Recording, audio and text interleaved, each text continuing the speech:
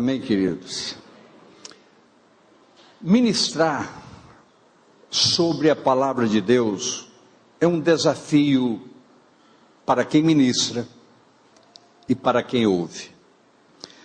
Porque nem sempre o que temos que ministrar e o que ouvimos em decorrência são coisas que não necessariamente provocam um amém, um aleluia, mas nos levam a uma introspecção, a uma avaliação.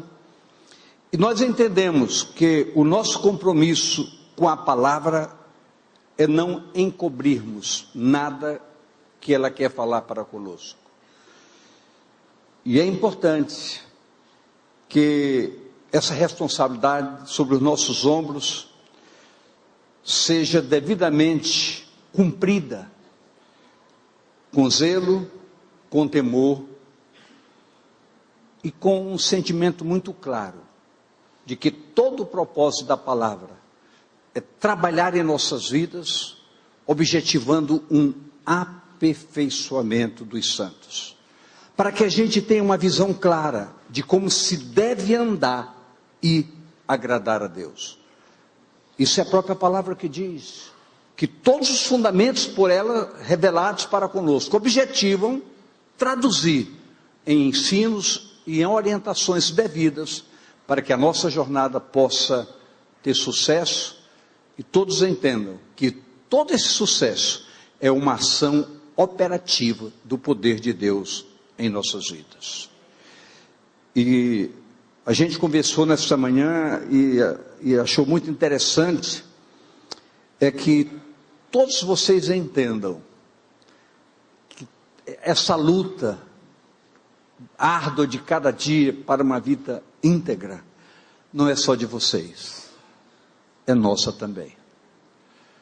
Nós vivemos as mesmas dificuldades, as mesmas lutas e precisamos todos estarmos sempre prostrados com seriedade e com propósito verdadeiro aos pés de quem pode nos dar a mão e nos fazer caminhar triunfantemente. Que Deus abençoe você nesta noite, trazendo paz ao seu coração, alegria no seu caminhar e segurança que em Cristo nós somos muito mais do que vencedores. Você pode sentar, por favor. Eu gostaria de começar dizendo algo para todos nós, que na próxima semana nós estaremos a partir da segunda às 18 horas até a terça às 18 horas com 24 horas de oração, de intercessão. E o nosso convite para essa igreja é que cada um possa aparecer aqui, nem que seja por um momento. Sempre haverá alguém aqui na brecha da vigilância. E você pode ser um participante desse momento que é tão precioso. Mas durante toda essa próxima semana é uma semana muito especial, em que você pode tirar um dia de consagração, um dia de jejum e oração. Não é para passar fome, é consagração, é um propósito estabelecido na sua vida durante essa semana. Talvez coisas que pareçam impossíveis para você, poderia chamar o pastor Flávio para cantar sobre isso, mas o que parecia impossível vai poder acontecer. E na sexta-feira concluiremos com uma vigília. Mas eu gostaria de dar uma informação que a gente fazendo uma análise melhor da dificuldade do retorno para pessoas que não têm carro, então nós resolvemos fazer o seguinte: a vigília, ao invés de ir até às 11 horas da noite, ela vai ser das 7 até às 10 horas da noite, para facilitar o seu retorno e você venha com certeza que já deu tudo certo. Não é que vai não, já deu tudo certo. Amém, queridos? Na palavra que nós vamos ler agora, nos fala algumas coisas interessantes. Está no livro de Tiago, capítulo 4, de 7 a 10, que diz: sujeitai-vos, pois, a Deus, resisti ao diabo, e ele fugirá de vós. Chegai-vos a Deus, e Ele se chegará a vós.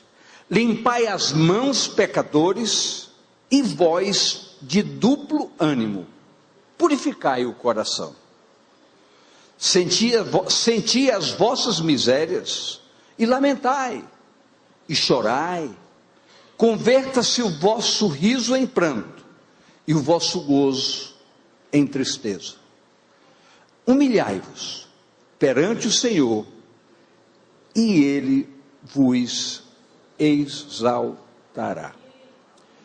Nós estamos lendo esse texto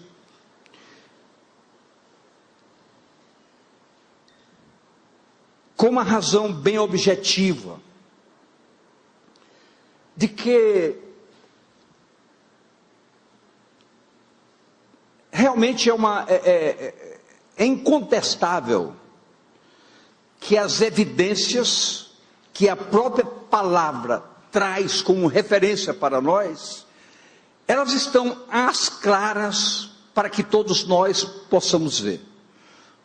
O que está acontecendo lá fora, o que está acontecendo dentro da própria igreja. E é muito interessante a gente ouvir e analisar o que se ouve. Mas eu ouvi, nós pastores até comentamos sobre isso na nossa reunião das terças-feiras, pela manhã, sobre eu não sei quem foi que me mostrou esse, eu não sei se é no site, ou no WhatsApp, ou no Bluetooth, Stuff, uma série de coisas, tem tanta coisa agora que eu não sabe. Site, Ficat, Vai-te, mas tem. É um homem falando seriamente, ele dizendo, quando aconteceu aquele absurdo na chamada Marcha-Gay em São Paulo, uma coisa absurda que aqueles idiotas fizeram, pode anunciar que eu disse que são idiotas, mas ele disse algo que a gente precisa refletir. Nós estamos abrindo muitas brechas para sermos criticados. Uma das coisas que a palavra diz que Deus faria diferença entre quem o serve e quem não o serve. Só que essa diferença, ela tem que ser vista por atitudes das pessoas que se dizem comprometidas com Deus. Ele até fez citações. Ele deu um exemplo. Por exemplo, como é que nós podemos cobrar respeito e honra às coisas lícitas de Deus, quando muito de nós, na hora de declarar o imposto de renda, arranja recibos falsos de médicos para abater o nosso compromisso de pagar o imposto, e tantas coisas mais que não adianta fazer citações agora.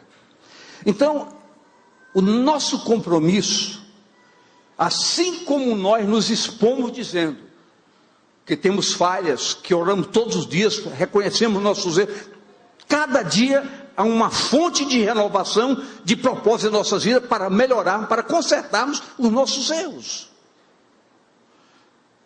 Mas nós temos que entender que o nosso compromisso também diante do Senhor para com a igreja é lhes falar a verdade e ajudar a abrir os olhos de todos.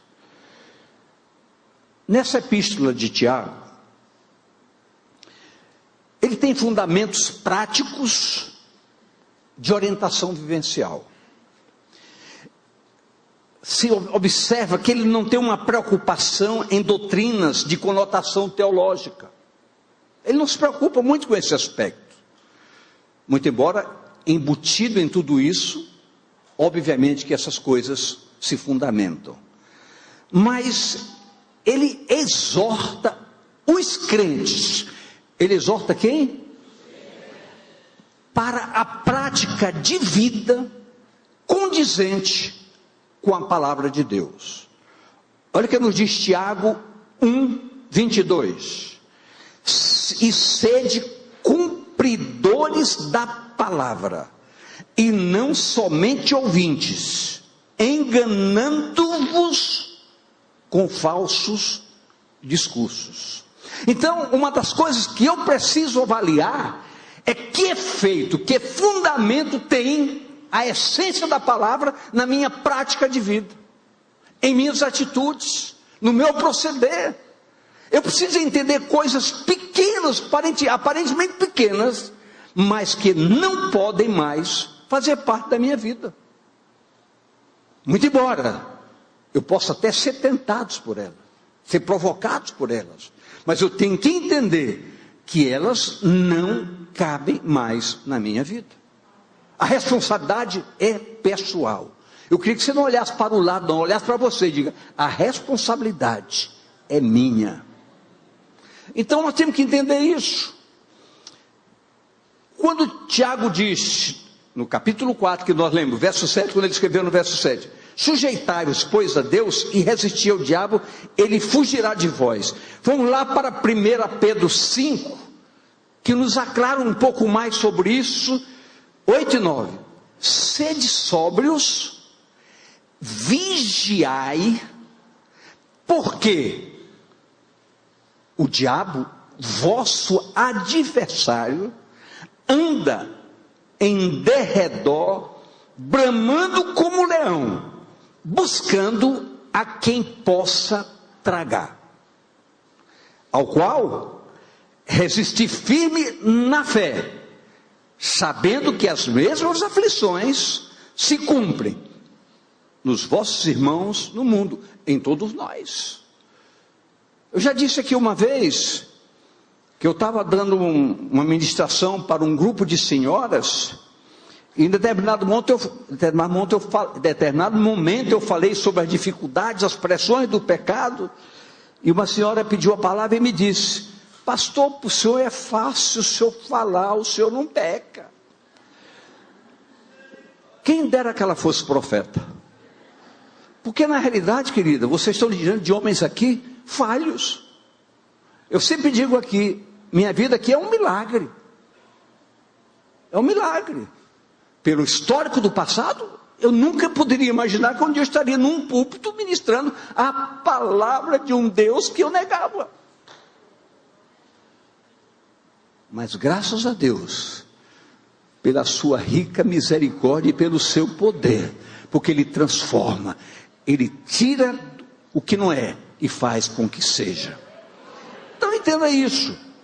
Então é preciso que a gente entenda que